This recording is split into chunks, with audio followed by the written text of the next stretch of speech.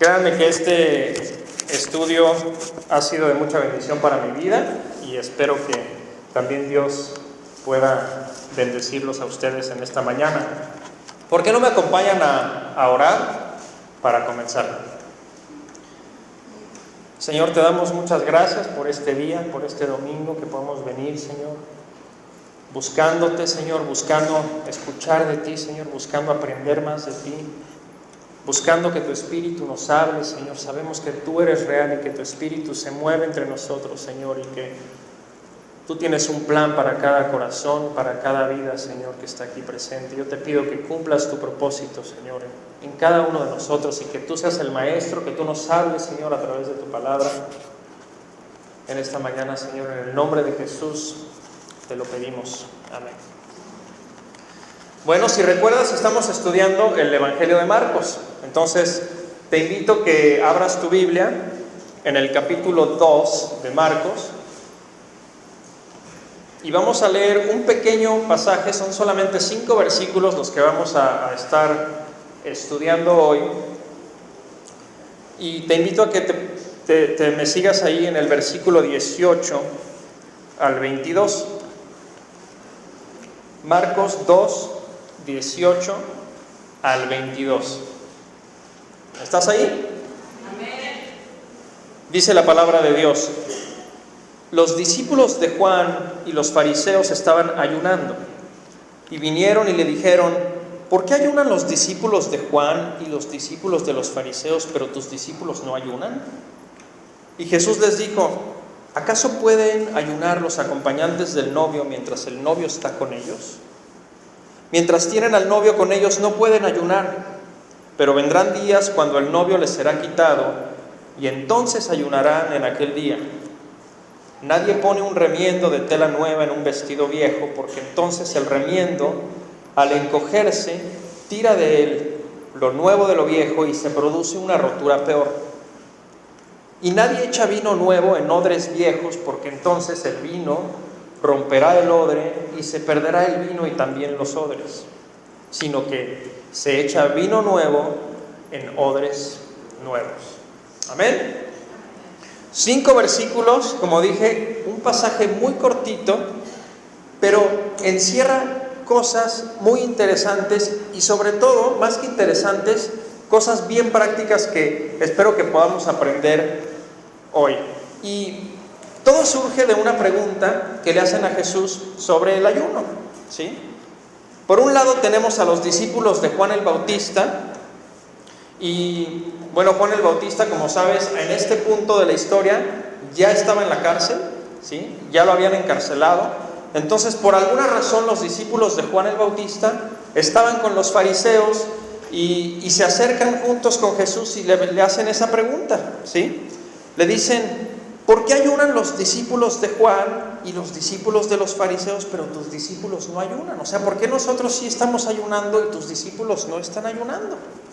Ahora, antes de entrar a ver lo que Jesús les contesta y estudiar un poquito, quiero platicarles acerca del ayuno. En el Antiguo Testamento, Dios había establecido que se ayunara de forma obligatoria solamente una vez al año, ¿sí? Y esto era cuando se estaban preparando para el día de la expiación, cuando hacían ese sacrificio una vez al año por el pecado de todo el pueblo, ¿sí? Entonces Dios había establecido que se ayunara únicamente, obligatoriamente en ese tiempo, ¿sí? Pero con el paso del tiempo, con el paso de los años y de los siglos, se había vuelto una costumbre ayunar en ocasiones de importancia nacional, incluso cuando la gente estaba de luto, cuando había pasado alguna tragedia, la gente también tenía la costumbre de ayunar. Los fariseos ayunaban 2 veces a la semana, ¿sí? Pero el ayuno también estaba asociado muchas veces con el arrepentimiento. Cuando una persona cometía un pecado muy grave y se arrepentía de su pecado, entonces aprovechaba también para ayunar, y de esa manera estaba mostrando también su arrepentimiento. Es muy probable que esta pregunta que le hicieron a Jesús haya surgido por lo que pasó un poquito antes. Si se acuerdan, el domingo pasado estuvimos estudiando que Mateo invita a Jesús a su casa después de que Jesús lo llama, lo invita y dice que hacen una fiesta, que hacen un banquete y muchas personas son invitadas a comer. Entonces es muy probable que esto que estamos leyendo ahorita, esa pregunta que le hacen a Jesús, haya sido justamente ocasionado, provocado por esa comida que estaba teniendo Jesús, ¿sí? Es como si los discípulos de Juan el Bautista y los fariseos se acercaran y decirle: oye, o sea, nosotros aquí nos toca ayunar, ¿sí? Y ustedes están comiendo y pachangueándolos bien a gusto. O sea, ¿qué onda? Pero, ¿cuál era la idea de Dios respecto al ayuno? Fíjate lo que dice Isaías 58. Te lo voy a leer para que podamos entender un poquito cuál era la idea que Dios tenía del ayuno. Dicen: ¿por qué hemos ayunado y tú no lo ves? Se están quejando contra Dios. ¿Por qué nos hemos humillado y tú no haces caso? He aquí, en el día de vuestro ayuno, dice Dios, buscáis vuestra conveniencia y oprimís a todos vuestros trabajadores. He aquí, ayunáis para contiendas y riñas y para herir con un puño malvado. No ayunéis como hoy, para que se oiga en lo alto vuestra voz. Fíjense lo que dice: ¿es este el ayuno que yo escogí para que un día se humille el hombre? ¿Es acaso para que incline su cabeza como un junco y para que se acueste en cilicio y ceniza? ¿Llamaréis a esto ayuno y día acepto al Señor? ¿No es este el ayuno que yo escogí? Desatar las ligaduras de impiedad, soltar las coyundas del yugo, dejar ir libres a los oprimidos y romper todo yugo, dice Dios. ¿No es para que partas tu pan con el hambriento y recibas en casa a los pobres sin hogar, para que cuando veas al desnudo lo cubras y no te escondas de tu hermano? ¿Se dan cuenta el corazón de Dios en cuanto al ayuno? ¿Sí? Sin embargo, los fariseos ayunaban para ser vistos por la gente, ayunaban para que la gente dijera y viera: órale, qué santos, o sea, estos sí llevan una vida de veras devota y están más cerca de Dios que cualquier persona. O sea, mira cómo ayunan.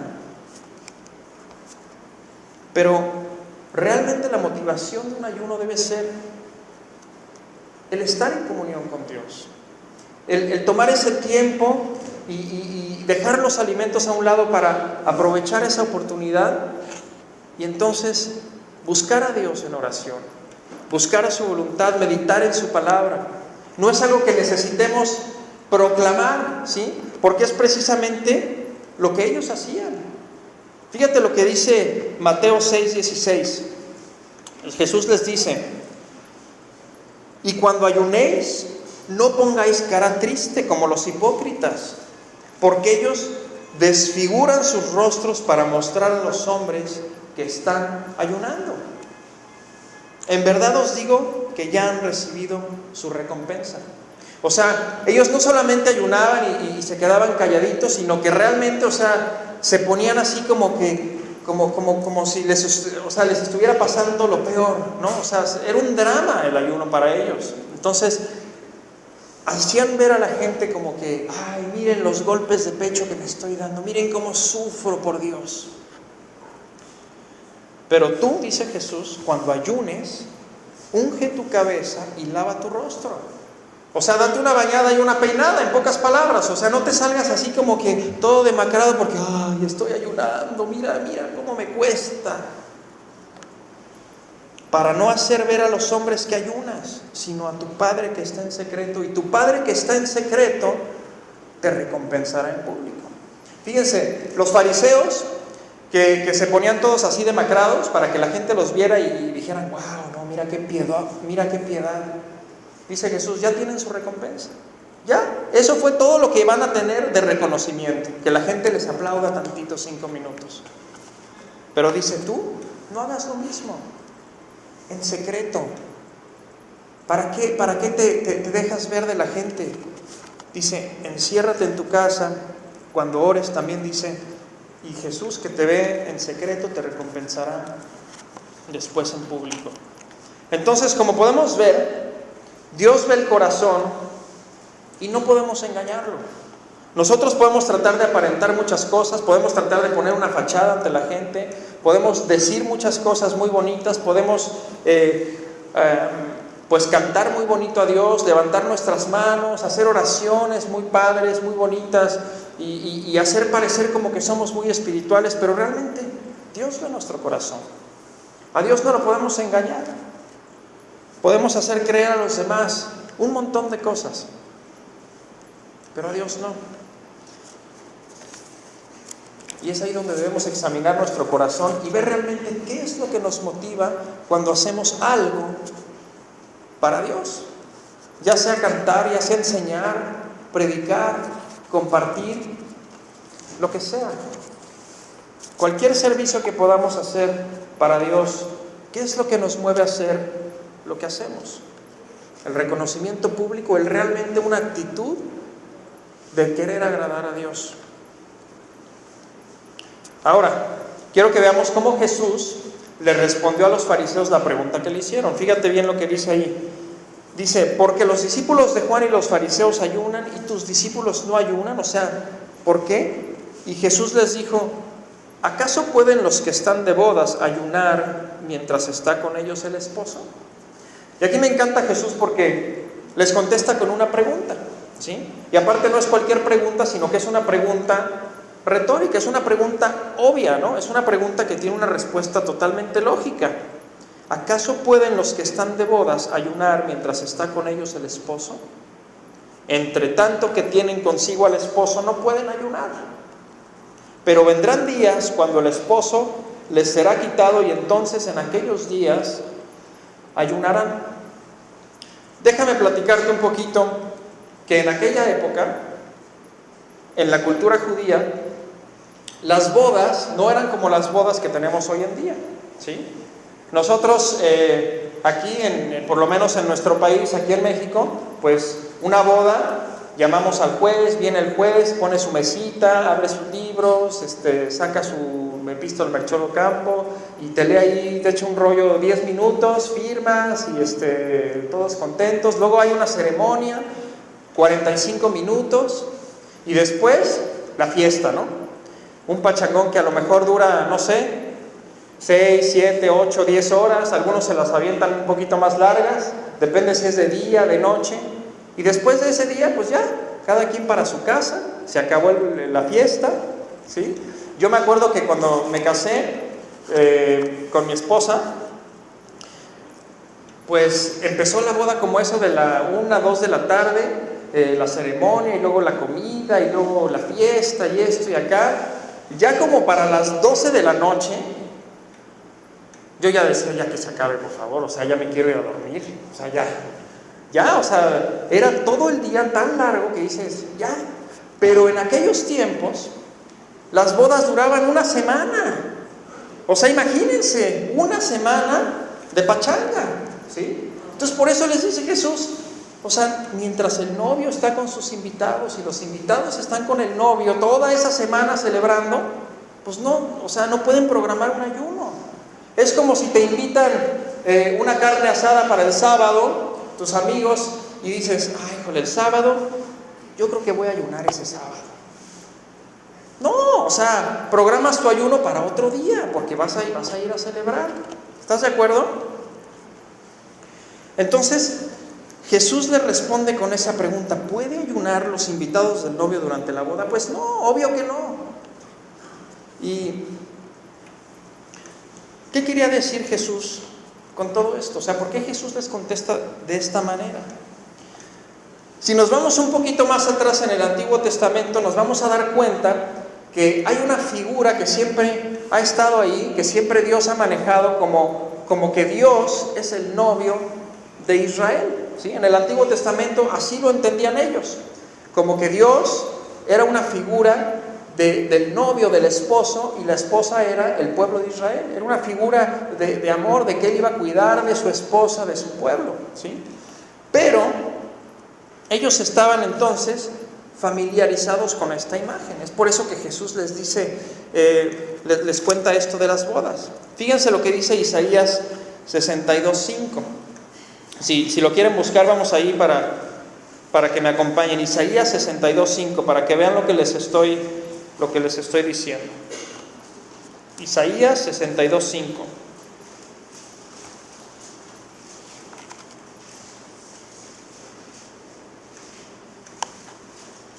¿Ya estás ahí?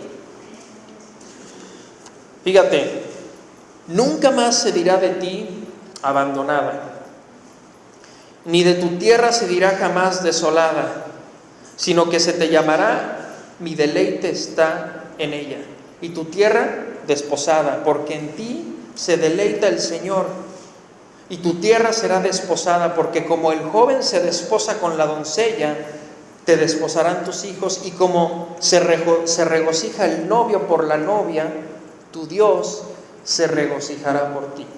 Aquí Dios le está hablando a su pueblo, ¿sí? Entonces está diciendo, así como un novio se regocija por su esposa, así yo también me voy a regocijar por ti. Entonces esa era la imagen que ellos tenían del novio y de la novia.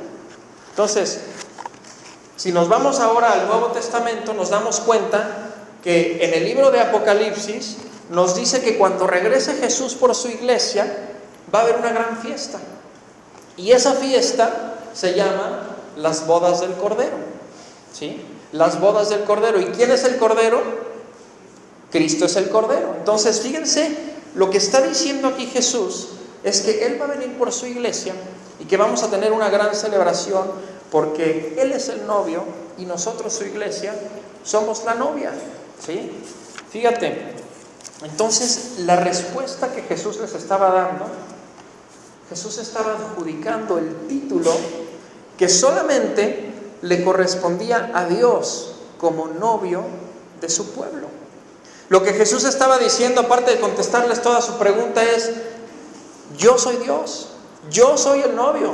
Fíjense, Jesús estaba diciendo, ¿cómo van a ayunar mis discípulos mientras están con el novio? O sea, mientras están conmigo. ¿Te das cuenta? Pero en el relato, Jesús todavía no se había ido. Jesús todavía no había muerto. Por eso dice que llegaría aquel día en que el novio les será quitado. Y entonces será el tiempo de ayunar, de estar alerta, de estar firmes. Y ese tiempo es ahorita, porque Jesús ya se fue al cielo. Jesús murió, resucitó y ascendió al cielo. Y les dice, entonces será el momento para que ayunen. Entonces será el momento para que estén alertas, para que estén firmes, para que busquen a Dios, para que aprovechen bien el tiempo, como dice Efesios, porque los días son malos. Ahorita es el momento en que nosotros, como su iglesia, tenemos que estar ayunando, tenemos que estar intercediendo, tenemos que estar cuidando nuestras vidas, tenemos que estar protegiendo a nuestra iglesia. Una cosa es segura, que Jesús va a regresar por nosotros, amén. Fíjate lo que dice Apocalipsis 19:7. Te lo voy a leer. Dice, gocémonos y alegrémonos y démosle gloria, porque han llegado las bodas del Cordero y su esposa se ha preparado. Esto es algo que todavía no pasa, es una profecía que va a suceder, pero fíjate lo que dice, gocémonos y alegremos porque han llegado las bodas del Cordero y su esposa se ha preparado. La pregunta es si realmente nosotros estamos preparados para recibir a Jesús. ¿Realmente somos esa novia, esa iglesia, ese hijo, esa hija de Dios que Dios está esperando?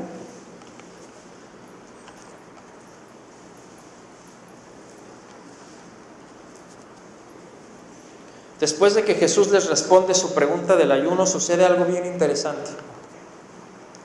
Jesús sabía que la pregunta sobre el ayuno no era solamente una pregunta inocente, no era una pregunta que buscaba tener una respuesta como tal, sino que era una pregunta agresiva, era un reclamo, era un reproche de decir, o sea, a ver, yo no entiendo, ¿por qué? ¿Qué está pasando? ¿Por qué nosotros ayunamos y ustedes no?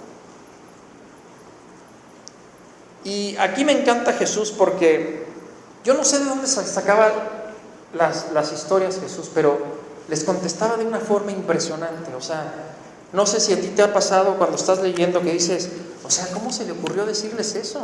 O sea, si lo tenían ya así, contra esquina, acorralado, o sea, no había opción. O sea, yo, quién sabe qué hubiera hecho, hubiera dicho una burrada. Pero Jesús se las sacaba de la manga todas. Y fíjate lo que les dice. O sea, no solamente les contesta su pregunta sobre el ayuno y les dice, el novio soy yo y no es necesario que mis discípulos ayunen porque estoy con ellos, porque estamos de fiesta, después ayunarán. No se queda ahí, sino que va más allá y les dice, fíjense, versículo 21, nadie pone remiendo de paño nuevo en un vestido viejo. De otra manera, el mismo remiendo nuevo tira del viejo y se hace peor la rotura. O sea, ¿y eso qué? No, o sea, como que dicen, ¿y esto, o sea, de dónde salió? Parece que lo sacaron de otro lugar, ¿no? Como que no viene al caso de lo que está pasando. Y lo que Jesús hace es poner un ejemplo de algo que para ellos era muy lógico. Y que a lo mejor para los que saben coser y todavía Angelita que hace sus bolsas y todas esas cosas, lo entienden, pero pues la verdad es que cuando yo lo leí así por primera vez dije, o sea, ¿de qué está hablando, no? O sea, remiendo, se rompe, ¿por qué se rompe? ¿Qué está pasando, no? Pero lo que estaba sucediendo es que en aquella época, pues la gente hacía su ropa, ¿sí? Compraban las telas, hacían su ropa, hacían sus remiendos, sus vestidos, y cuando se rompió un vestido, no lo tiraban o lo regalaban, sino que agarraban y lo reparaban, lo parchaban, a ver, veían cómo para poderlo usar otra vez, ¿sí? Entonces, era algo con lo que ellos estaban bien familiarizados. Fíjate, cuando tenías un vestido viejo y se rompía, no tomabas un pedazo de tela nuevo para parchar el vestido viejo, porque entonces cuando lavabas el vestido, la tela nueva, como era nueva, se encogía y entonces jalaba todo el remiendo y se hace un desastre, se rompía todo peor, ¿sí? Eso es lo que está diciendo Jesús. Pero luego les da otro ejemplo que también ellos conocían muy bien, que también ellos estaban muy familiarizados con él y que todo el mundo entendía en esa época. Cuando yo lo leí, no lo entendí, ¿sí? No era tan obvio, no es tan obvio para nosotros. Fíjense, dice el versículo 22, nadie echa vino nuevo en odres viejos, de otra manera, el vino nuevo rompe los odres y el vino se derrama y los odres se pierden. Pero el vino nuevo en odres nuevos se ha de echar. Ahora déjame explicarte, en primer lugar, qué cosas son los odres, ¿sí? Porque nosotros leemos y decimos, o sea, ¿de qué me estás hablando? Los odres eran unos recipientes que ellos utilizaban, que hacían con piel de cabra, ¿sí? Era una piel de cabra que ellos hacían como en forma de recipiente, era un contenedor, ¿sí? Lo hacían así para guardar el vino. Era como una especie de bolsa en la que echaban el vino. Ese era el odre. Entonces, cuando el vino está nuevo, el vino se empieza a fermentar, se empieza a descomponer y empieza a producir gas. Entonces, cuando ellos tenían un odre nuevo, ¿sí? Que no había sido usado, y le ponían el vino nuevo, entonces ese vino empezaba a fermentar, generaba gas, generaba presión, y entonces el odre se estiraba y se hinchaba hasta llegar hasta su máxima capacidad, ¿sí? Usaban ese vino, pero si después volvían a usar ese odre para echar vino nuevo otra vez, ese vino, como estaba joven, como estaba nuevo y tenía que fermentar, entonces volvía a fermentar, y lo que pasaba es que explotaba el odre, porque ya había llegado a su máxima capacidad. Entonces eso es lo que está diciendo Jesús. No echamos vino nuevo en odres nuevos otra vez porque se rompen. Ahora, ¿y esto qué quiere decir? Lo que Jesús estaba diciendo es que simplemente hay cosas que no van juntas, que simplemente hay cosas que no puedes mezclar, que no son compatibles. Ni los parches nuevos en la ropa vieja, ni el vino nuevo en los odres viejos. Estaba Jesús condenando las tradiciones de los fariseos que invalidaban y le ponían cosas y le añadían cosas a la palabra de Dios. Y que les hacían poner a la gente cargas y cosas y reglas que Dios no había pedido nunca. Estaba condenando esas tradiciones de los fariseos. En pocas palabras estaba diciendo, sus enseñanzas, sus tradiciones no son compatibles con el mensaje de vida que yo tengo. Por eso es que no la entienden.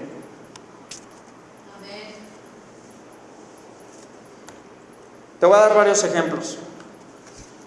No podemos creer que en Jesús está la respuesta, pero también creer en mí mismo. Creer que en mí está la respuesta, que en mi interior, que en lo más profundo de mi ser voy a encontrar la felicidad. Es incompatible. No podemos poner nuestra confianza en Dios y también en las riquezas, como decía Jesús.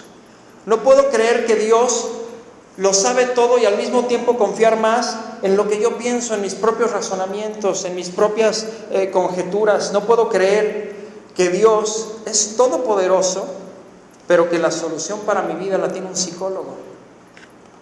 No puedo creer que el pecado es muerte, como dice la Biblia, como dice Dios, pero al mismo tiempo también creer que el pecado de alguna manera me va a hacer feliz. Que si no hago lo que Dios sé que dice que dice y que está en su palabra, que si me voy por el otro lado, también me va a ir bien. O sea, no puedo tener los dos pensamientos, no puedo tener las dos cosas. No puedo creer que Dios es bueno y que lo que ofrece el mundo también es bueno. Por ejemplo, no puedo creer que una novia me va a hacer feliz, y no tiene nada malo tener una novia, pero si es en el plan de Dios. Pero no puedo tener mi confianza y mi felicidad puesta en las cosas que el mundo me dice, que si pongo mi felicidad y mi confianza ahí, entonces voy a ser feliz. No puedo pensar que voy a ser feliz con lo que el mundo me ofrece y también pensar que voy a ser feliz con lo que Dios me dice. No puedo pensar que voy a ser feliz poniendo mi confianza en el dinero, o en mi capacidad intelectual, o en mis estudios, y al mismo tiempo seguir creyendo que Dios me va a proveer todo y que de Dios viene todo. Dios no quiere que sigamos parchando nuestras vidas con remedios caseros, con consejos de hombres, con tradiciones inútiles que no nos llevan a nada. Es más, déjame decirte una cosa, Dios ni siquiera quiere parchar nuestra vida. Dios quiere darnos una vida nueva, o sea, Dios quiere darte un vestido nuevo. No un parche nuevo, una vida nueva, sin hoyos, sin remiendos, sin parches. Jesús es el único que ofrece una vida nueva. Él es el único que realmente puede transformar el interior de una persona.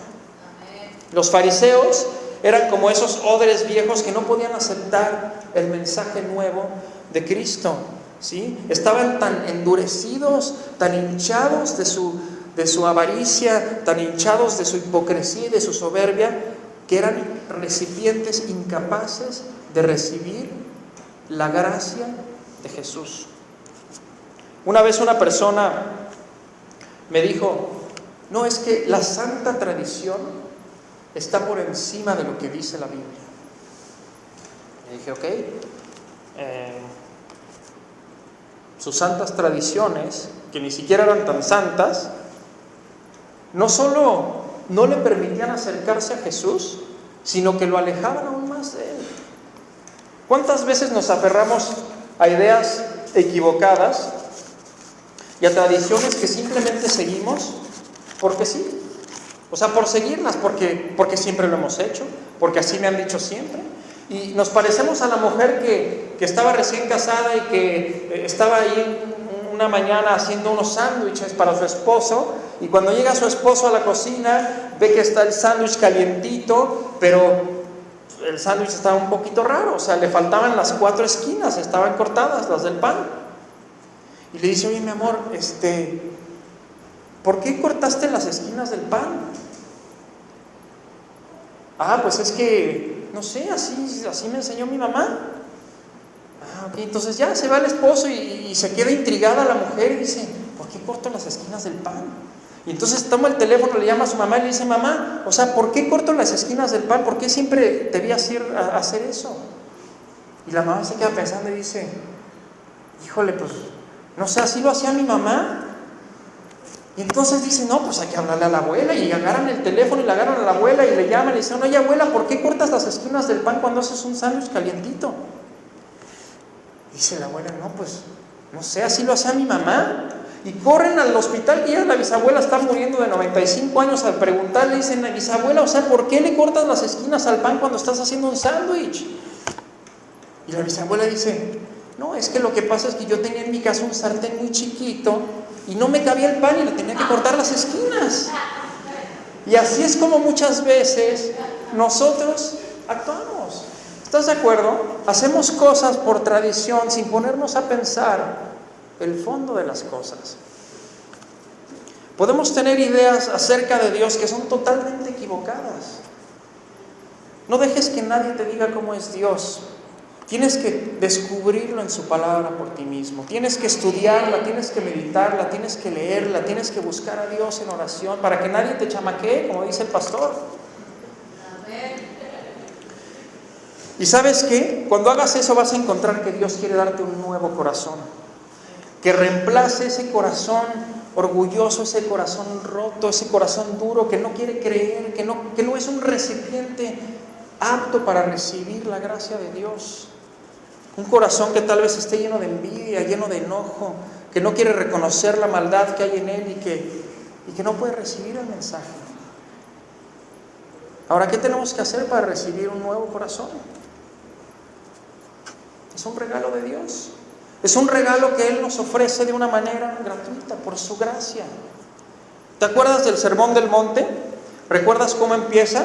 En Mateo 5:3, fíjate lo que dice: bienaventurados los pobres de espíritu, porque de ellos es el reino de los cielos. O sea, felices los que reconocen su necesidad de Dios, los que reconocen que no pueden hacer nada por ellos mismos para poder alcanzar la gracia de Dios y el perdón. Debemos reconocer nuestra necesidad de Dios y recibir por fe su regalo. Podemos tratar en nuestras propias fuerzas, haciendo lo que creemos que agrada a Dios. Podemos proponernos cambiar, podemos proponernos muchas cosas, muchas metas, pero si no tenemos un nuevo corazón que solo Dios nos puede dar, la realidad es que todo es inútil, no sirve. Déjame leerte 2 versículos en el Antiguo Testamento para terminar, que están en Ezequiel 11, 19 y 20. Y fíjate lo que dice Dios. Dice: y les daré un corazón y un espíritu nuevo pondré dentro de ellos, y quitaré el corazón de piedra de en medio de su carne, y les daré un corazón de carne, dice Dios, para que anden en mis ordenanzas y guarden mis decretos y los cumplan, y me sean por pueblo y yo sea a ellos por Dios. ¿Te das cuenta del orden en el cual Dios hace las cosas? O sea, no dice: mira, anda en mis ordenanzas, cumple mis mandamientos, ayuna 2 veces por semana, dale dinero a los pobres, ama a tu prójimo, sé un buen hijo, sé un buen padre, y ya cuando hayas hecho todas esas cosas, entonces te doy un corazón nuevo. No dice eso. Es al revés. Primero Dios tiene que cambiar tu corazón y darle vida a tu alma, a tu espíritu. Tiene que cambiar ese corazón de piedra, insensible, amargo, roto, indiferente, por un corazón de carne que pueda sentir y que pueda experimentar el verdadero amor de Dios. Es una cirugía divina. Es un trasplante de corazón que solamente Dios puede hacer. ¿Y qué es lo que va a hacer que tu vida realmente sea transformada? Y que va a hacer que realmente tu vida sea de gloria a Dios y que le dé gloria a Dios, y va a hacer que realmente tu vida empiece a ser diferente, sin intentar y tratar y fracasar, sino que realmente Dios te va a dar el poder, porque tienes un corazón diferente, de obedecerlo. Dios te va a dar la capacidad para amarlo, para amar a otras personas, para amar a tu prójimo. No es al revés. ¿Te gustaría recibir ese regalo? ¿Te gustaría recibir ese corazón que Dios te quiere regalar? ¿Por qué no te pones de pie y oramos juntos?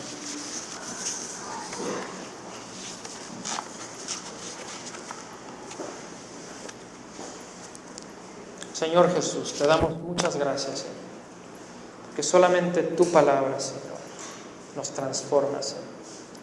Padre, no queremos seguir, Señor, siendo esos receptáculos, Señor, que no pueden aceptar tus palabras, Señor, que seguimos rechazando tu voz, Señor, Queremos, Señor, tener ese corazón que tú quieres darnos, ese corazón nuevo que solamente tú puedes dar, Señor. Y realmente que seamos receptores, Señor, de tu gracia, Señor, de tu perdón, de tu palabra, Señor.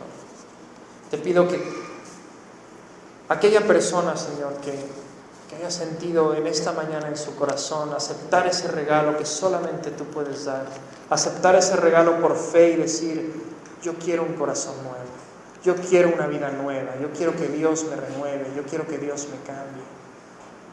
Que tú puedas tocar y hacer esa cirugía que solamente tú puedes hacer, Señor, y cambiar ese corazón, Señor, por un corazón de carne, por un corazón que sienta, Señor, un corazón que no esté roto, Señor.